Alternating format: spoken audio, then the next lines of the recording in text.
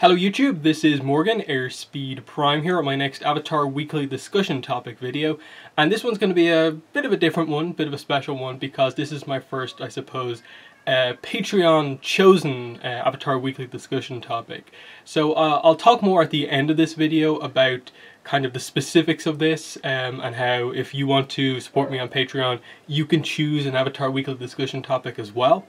But this week's topic was chosen by Lee Salomon, who's a Patreon of mine, and the topic that they chose was basically just a general discussion on the music of Avatar The Last Airbender, as well as The Legend of Korra. So it's one of those ones where when I got the message that that's what they wanted, I was kind of like, yeah, actually, I've just never really done a video discussing my thoughts just on the music, full stop. I've kind of ended up, I suppose, discussing about it here and there in little bits, but you know, it'll be interesting actually to talk about it here.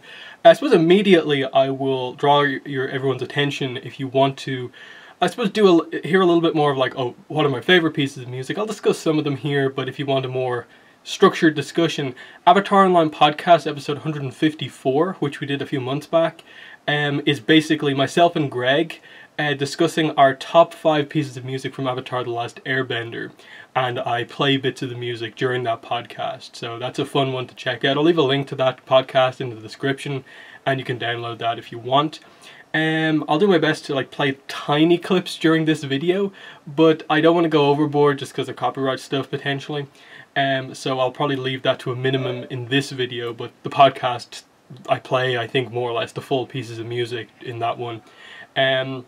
So there's that. So I suppose I'll start this off by just saying I think it's with the music of Avatar, it's one of those things where I would ultimately say it's probably the most universally praised aspect of both shows. As much as the characters are praised, the animation is praised, the story, basic presentation of this universe is praised. I think just one of the things I've never seen anyone say, like, I've never seen anyone say the music is bad. You know, there's been little things like comparing Avatar to Korra, of course, people can bring up that, oh, the music was better in Avatar versus Korra. But I think both shows just have universally received praise for the music, which makes it all the more baffling, confusing, makes Nick look really weird, that the only official soundtrack release that we've ever gotten is The Legend of Korra Book 1 soundtrack. And after that, there's just been nothing. And it's to the point where kind of two things have happened here. The first is that I don't think there's a lot of people out there who are like all that super familiar with the specific tracks from The Legend of Korra. There's obviously, we know the names of the tracks from Book 1. Book 1's fine for the most part, but I'll get into the problem I have with this release as well. But it's Book 2, 3, and 4. We barely know the names of any of the pieces of music from those 3 whole books, beyond the pieces that Jeremy Zuckerman has released on his SoundCloud, which are just effectively like the main 1 or 2 pieces of music from each of those books that everyone kind of tends to know. Janora's Light from Book 2, Service and Sacrifice, I believe it is, from Book 3, you know, the Korrasami theme from the end of the show, that sort of stuff. But beyond that, it's just kind of like, what about that music that plays during that scene that's really, really cool? Well, we don't actually know that, and that's just kind of like the generic action theme that we don't know the name of from that specific book or that specific episode. And there's a lot of music from the end of Korra that we just aren't really sure about. The second thing that's kind of weird is something I realized when actually preparing for that podcast I just talked about, and that's that while I think most people are fairly confident that they know the names of all the pieces of music from Avatar The Last Airbender, it's weird because basically everyone goes off that one downloaded soundtrack kind of bundle that's been floating around the place for years. And it's the same collection you see everywhere that features all of those pieces of music. And it's kind of become the kind of official but unofficial Avatar The Last Airbender soundtrack. You see it on YouTube playlists, downloads all over the place. But the thing is, that bundle features like a good like 5, 6, 7 tracks from like the Escape from the Spirit World game, which which uses like bits of pieces of music from the show, but for the most part is just kind of like edited together and is kind of only sort of Jeremy Zuckerman because of the little bits and pieces that they use. There's a different style to some of that music. I think it's still really good, but it's included there in the soundtrack. And then a lot of the other stuff, there's also stuff that's just basically fan edits that have kind of become so well known because of this one main fan soundtrack release that they've almost become known as like official bits of the soundtrack. When they are just kind of remixes of all of these other things. Like one of the biggest one is I think it's Into a Nighttime Sky. In that, yes, like the first like couple of seconds of that are from the show, but then it's this remix where there's like all this other stuff added onto it that is just not from the show at all, and it's just a fan edit. And it's weird because it's you look at the comments and there's a lot of people who are just like, oh, this is my favorite piece of music from the show, and it's just like, outside of the first 15 seconds, like that's not actually technically from the show. And it's amazing how, just because there's been no official release of the Avatar soundtrack, it's just so unknown about all the specifics of this. A lot of people, even with the like the Kyoshi, Yang Chen, Roku and Karuk themes, don't actually know that most of them come from the web game Escape from the Spirit World, and they're not actually like used for the most part in the show. Again, little pieces are used in the show in kind of other moments, but never like played in full. So there's all these kind of weird things just because we've only got one official soundtrack, and that it's kind of just gone around the fandom that like we just are not very sure what music we're talking about when we're discussing a lot of the Korra music. And then when we're discussing Avatar music, are you talking about a fan piece of music that you like because you listen to it a lot on YouTube, but if you actually think about it, it's not actually in the show? And that's the problem. I really do feel that Nickelodeon have made a mistake by seemingly just abandoning any efforts to release the other soundtracks. The story that's kind of gone around since the release of this Book 1 soundtrack, most of it's come from Jeremy Zuckerman, is just that Nickelodeon felt that this didn't sell as well as they expected it to, and so because of that, they didn't decide to do anything more. Whereas Jeremy Zuckerman is like, based on everything he said, he is 100% up for doing all of the work required to release the soundtracks for Avatar and Korra. It's just that Nick don't seem to want to support that. And as I said at the start, I would go as far as to say the soundtrack, I think, are the pieces of the show that are the most universally praised, and I think most of the fandom would jump at the opportunity to purchase the soundtrack. Now, maybe the part of the problem with this soundtrack release is that they did do a physical release, and maybe the physical version didn't do as well as they expected. But, you know, digitally and what this did sell, based on what I've seen, you know, at the time, everyone was kind of pointing out that it was like right up there with, I think, the Superman live action movie at the time soundtrack, which was quite good. Like, did you really expect it to beat like a blockbuster movie like that? But it still did quite well. And within the fandom and how big, you know, the fandom actually is, I think it's been a success. So if they were to release anything else, I can definitely see the reasoning behind maybe making it digital only, just to kind of ease any sort of kind of money that Nickelodeon need to put into actually putting the soundtrack out. And then perhaps what they'd want to do is, instead of doing it like this, book by each book, maybe just do, here is like the Avatar soundtrack collection featuring music from all 3 books, and then the Korra soundtrack collection featuring music from all 4 books. Or maybe just one big thing, Avatar and Korra collection, and make it big. The problem with collecting too much is that then you're maybe missing out on some of the specifics, and you end up maybe just putting out the pieces of music that everyone knows, and then everyone's favorite piece of music potentially is missed out because it's not the most well-known scene.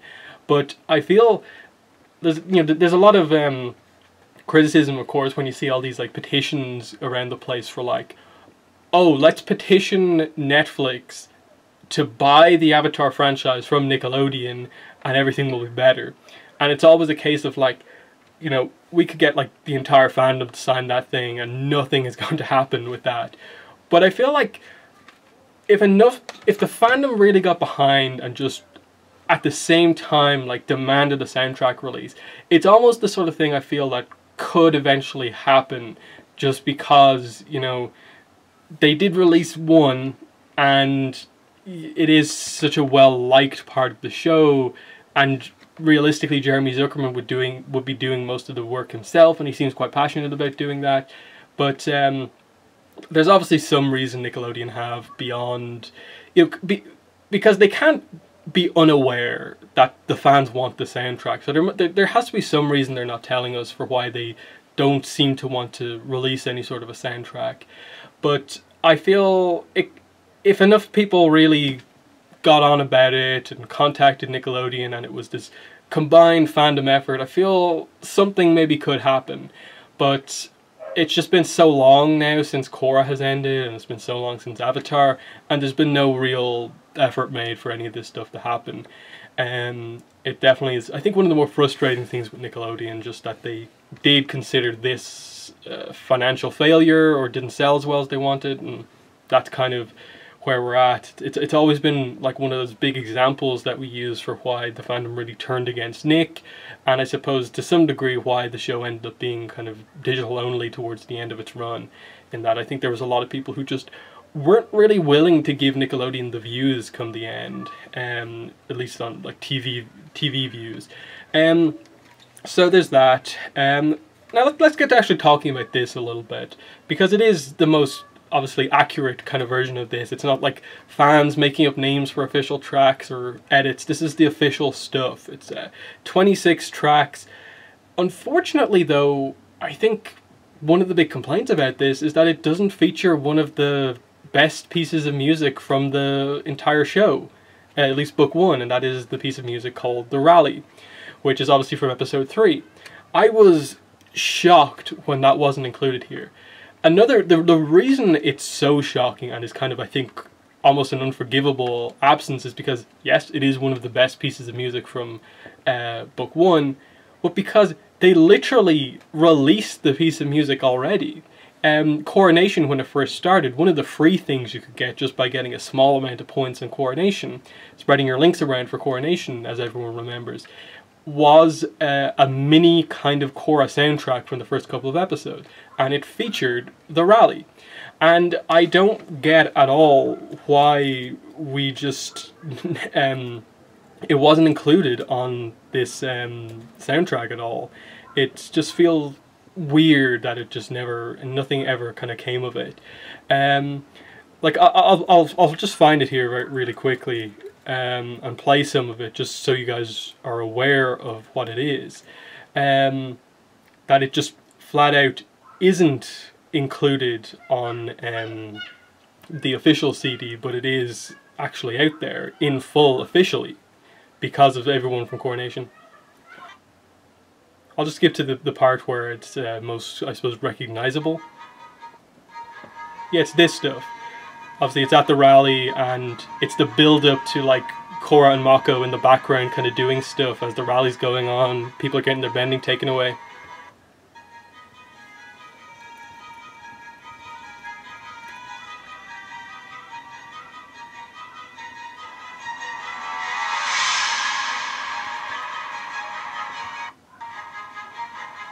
Yeah, and then here's the more kind of energetic bit.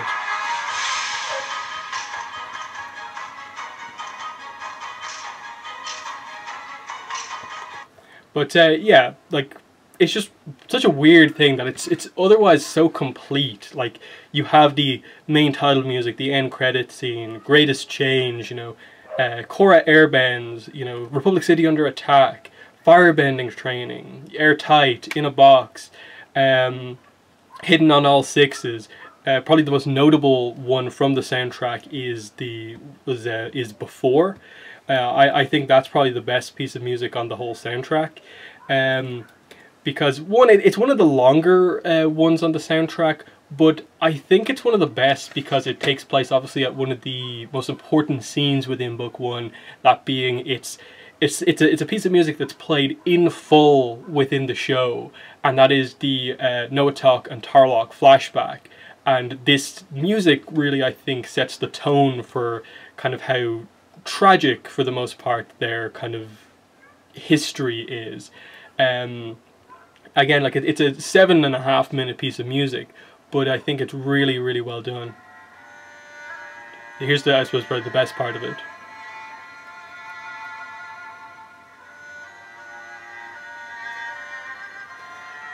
It just sets the tone where, like, there's kind of energy within it, but it's very, like, emotional, and it's obviously getting across how, like, important things are that's happening, but also that there's, kind of as Tarlok says, you know, put an end to this sad story, that it is this really, really tragic and sad story, and we're here getting the backstory to it. So Before from the Book 1 soundtrack would be one of my favourite pieces of music from Book 1, and I suppose the show overall.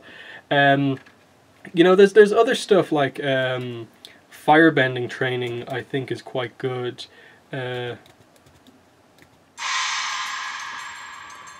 Firebending training here, obviously it's very recognizable because it's from the very start of the show, and it's kind of like defining kind of piece of music for Korra.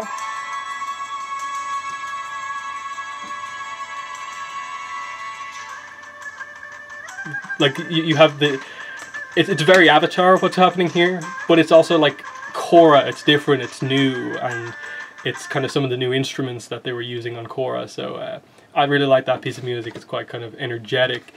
But yeah, that's enough, I suppose, for that section of the you know, the Book 1 soundtrack. Book 2, I think, one of my favorite pieces of music is one that, like, I've looked everywhere for to see if it was ever released officially or anyone made a fan version of it, and there's been little pieces here and there, but it's effectively what I would call Juan's theme from Beginnings.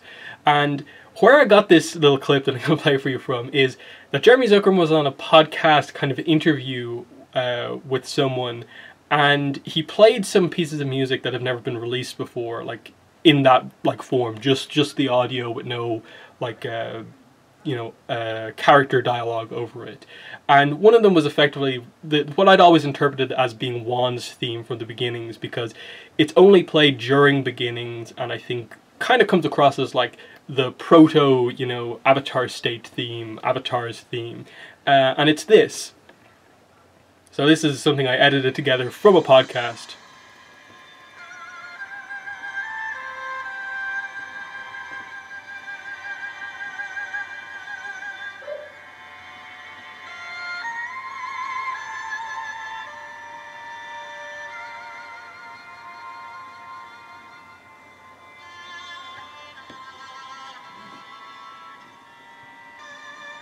The sudden cut is because he talks about the first half and then she plays the rest of it. And you can see it has elements of course, some of the main Avatar themes, but I think it's very unique to Juan.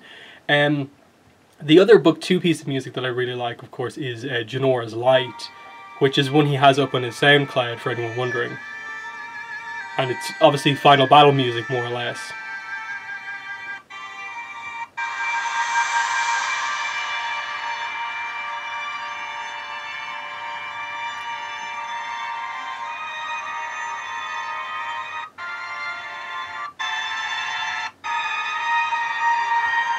So you get the idea. It's this really kind of climactic piece of music. It doesn't have the same, I suppose, maybe like action energy as some other pieces of music, but it gets across, I think, the magnitude of this battle, that it's like these giant spirits that's kind of for the fate of the world.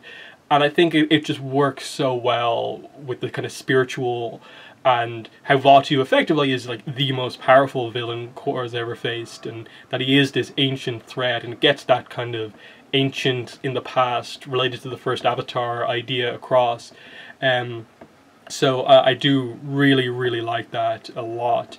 And you know, I don't want to go too long about all these specific pieces of music that I really like from the show, but you know, there's some of my favorites from the early part of Korra, because again, with Book 3 and 4, I think especially, like, there's like the Red Lotus theme, there's Service and Sacrifice from towards the end, there's like the Colossus theme, there's kind of Kuvira's theme, and there's also the Korrasami theme at the end. But beyond that, it's kind of like, because we don't have an official soundtrack for any of them, a lot of times it's just a case of like, I'll be watching an episode and be like, oh, there's a nice piece of music, but we never got it released, so I don't know the name of the track, so I never really remember to kind of note the music a lot of the time. So I do think that the soundtrack release would really help the music, especially for the later books, to be a lot more appreciated. To the point where like I wouldn't even feel confident, you know, like going into too much depth about like the music of book 3 and 4, just because I almost feel so unfamiliar with it. With regards to the Avatar soundtrack, as I said, I covered most of my favorite picks in the podcast that I linked below, but it's stuff that you'll see on that podcast are the likes of, you know, the Avatar's Love, which I'll play a little bit of here.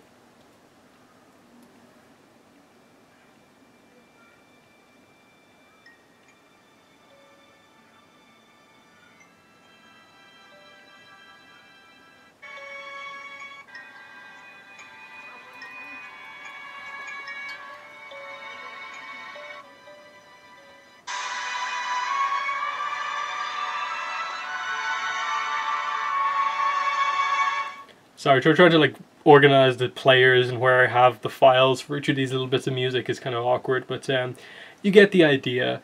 You know, there's a lot of kind of classic pieces of music from Avatar. The Sungi horn is like it's a very thematic one for Zuko, and I could see absolutely why a lot of people like it.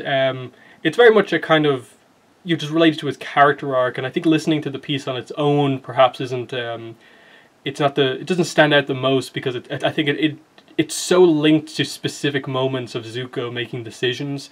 The last Agni Kai is another one where like I think that piece of music, when you listen to it on its own without the visuals, doesn't have a lot to it because it's a very kind of quiet, and it's a piece of music that like it basically is like asking you to look at the visuals of just like, here's some kind of small music. We're playing a lot of the effects from the show to show the extent of the firebending, you know, Agni Kai that's happening here, but it's a great piece of music. One of my favorites actually from the show is actually from Escape from the Spirit World, the Yang Chen section of that, which is the last kind of part of that, and it's the Yang Chen's theme piece of music, which is very airbendery, and I don't think it's only, again, it's used in parts in the show without being used like a lot. Like you'll see as a starting here, it's kind of very like ancient sounding, but you'll soon see some of the like edit work come in of like using bits of the show from earlier on and incorporating like some of the fun airbender music that like Aang has in the show into this track, because it's related to Yang Chen, who's an airbending avatar. But it's effectively a piece of music that's very much edited towards the like webcomic that's happening at the time, because it's Yang Chen talking to Aang about like his experiences, like as an avatar you have fun, that you're not just this ancient kind of being. So I think it fits the show as well as the music being quite good. So this little bit of music, you see, it's used in like the penguin sledding for a little bit, but for the most part it's not really used a lot in the show.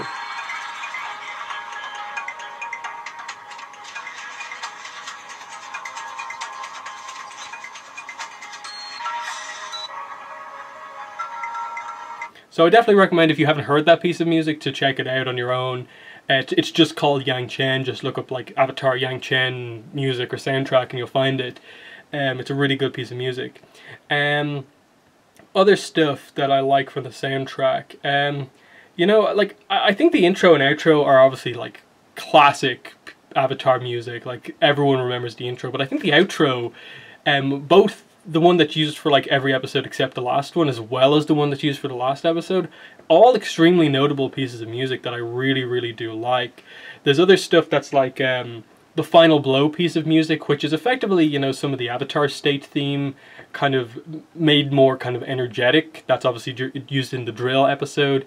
The Avatar State itself, I think, is a very emotional piece that gets across a lot of the whole, you know, the idea that the Avatar is ancient, it's powerful, they can use it as an action piece, but it's especially with how they use it in Avatar: The Last Airbender in Book 2 a lot. It's kind of used also as this kind of sad emotional piece as well, because of the theming there of like Aang doesn't like going to the Avatar state because he's afraid of what he'll do because he's not in control, and also the idea of like the people around him watching him in the Avatar state don't like seeing him like that because he looks like he's in so much pain. I think one of the most notable pieces of music is actually the Book 3 trailer music for Avatar as well.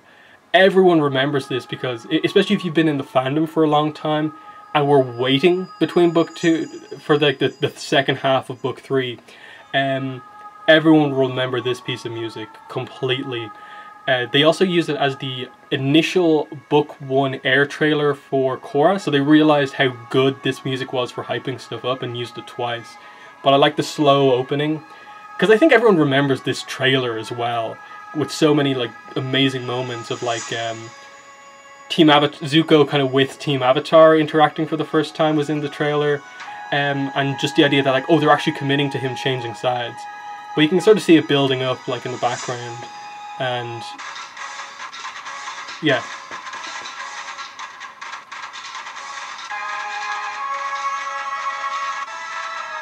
I really love the ending bit here.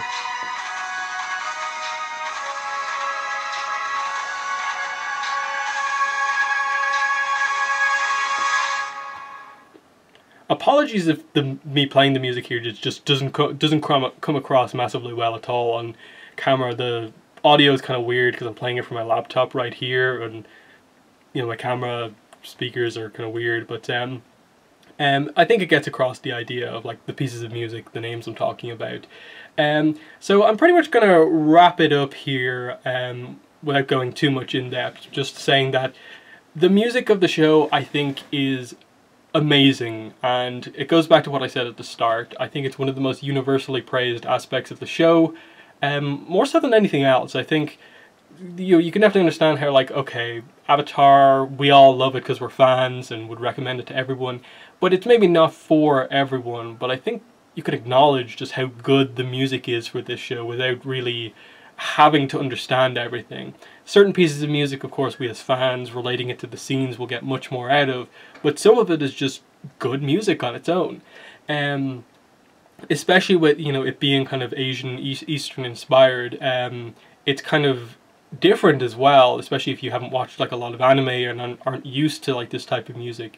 It's interesting to see kind of, you know, effectively like an interpretation of that type of music for what is like an American cartoon.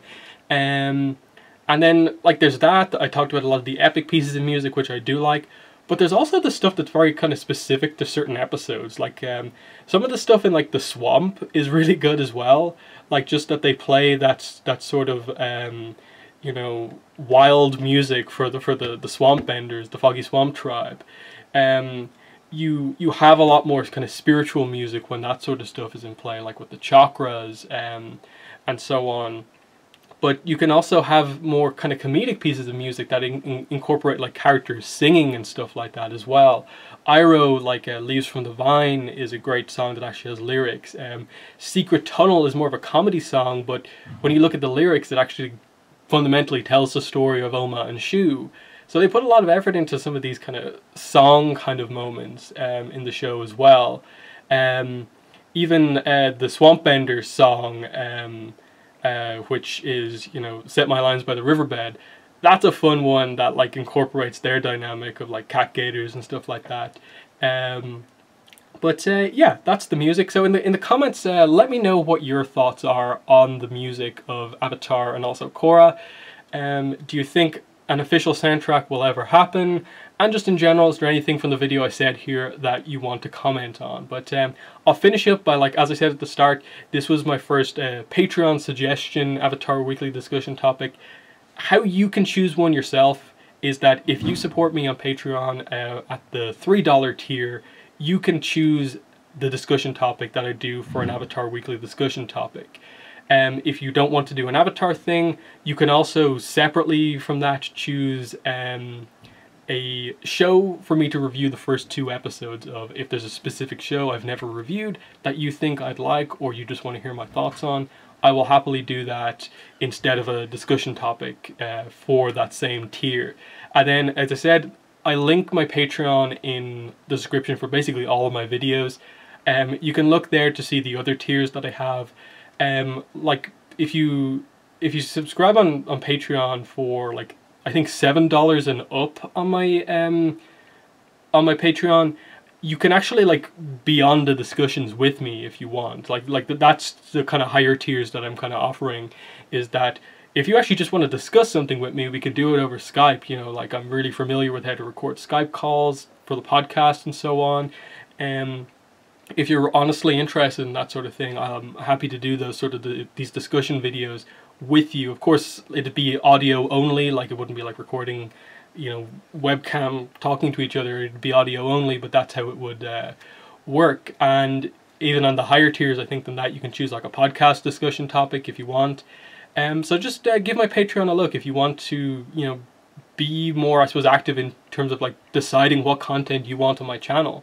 And then it's also there if you just want to help support my channel. So, you know, obviously I can get better equipment to do my videos in a better way. And always, I think one of the things on my channel is that almost any time a new Avatar thing comes out, I'm kind of like, everyone asks me like, are you going to do a review of it? And I kind of have to be like there's certain stuff that I'll always get, like the comics, but I have to be like, you know, kind of harsh with some things where like, I'd like to get both of those figures, but I only have enough money to get one. I'd love to review both of them, but like I can't. So, you know, any support on Patreon goes towards, you know, helping the channel, whether that be equipment for the channel or actually like allowing me to get certain things for the videos. Like I don't really have any plans to get the pro bending like game as such, but it's something I'd like to review, but I don't like earn that much money, so like it's one of those things where like it'd have to be kind of to some degree like supported by like my viewers for me to get and review that, given that I'm not like super like, oh, I love tabletop games and want to get it. So that's what the Patreon is there for you to help me out and support me on my channel. And then the big thing for you guys is that you get to choose what I actually talk about here, like was chosen here with the music discussion, which realistically I might have got to at some point, like, but a lot of the times, as I said here, I tend to almost like just forget the music. It just blends into the background. So actually it kind of, and I ended up covering a topic here that I probably wouldn't have covered for ages without this suggestion. So that's been the video. Thanks for watching, and bye.